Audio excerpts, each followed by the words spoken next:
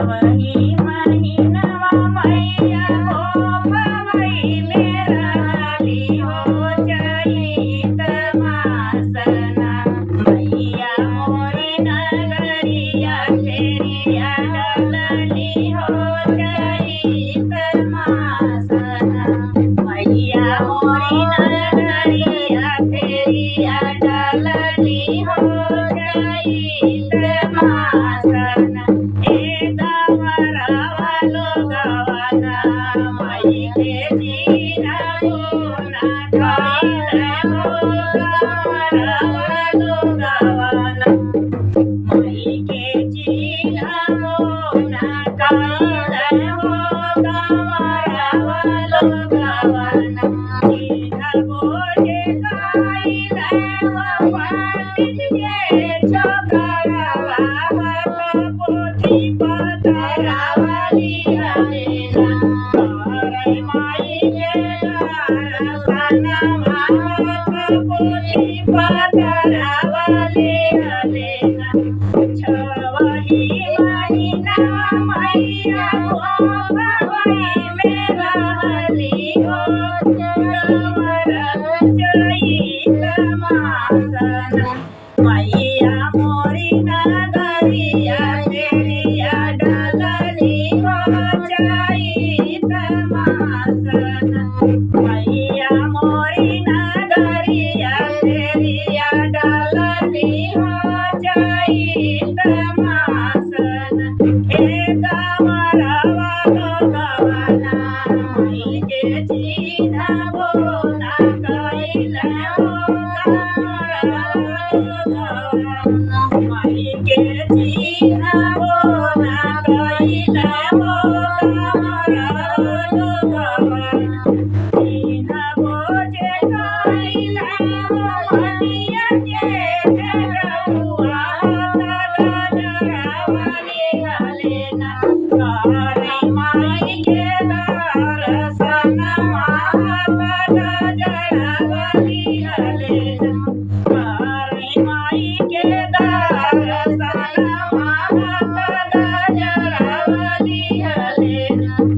छवही महीना मैया गोपवई में रहली हो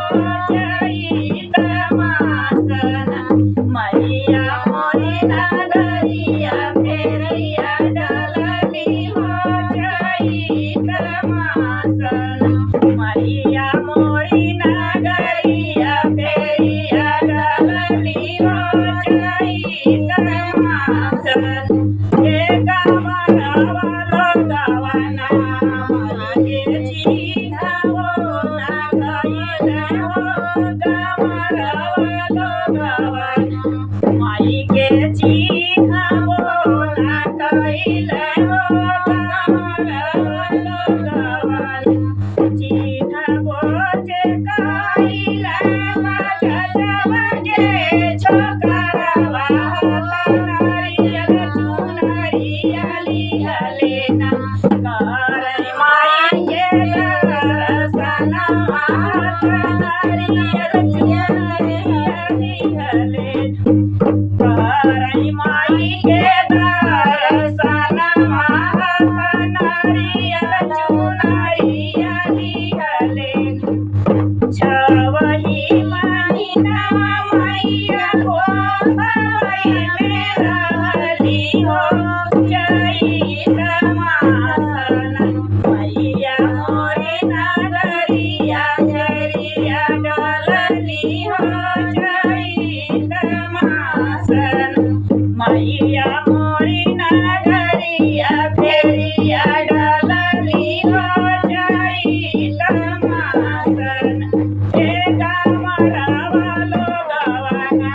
माई के जीना बोना कइले हो गवरावा लोगवना माई के जीना बोना कइले हो गवरावा लोगवना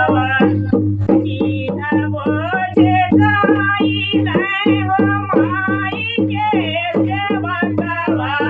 तैयार पियली हलेना करे माई के लिहले ना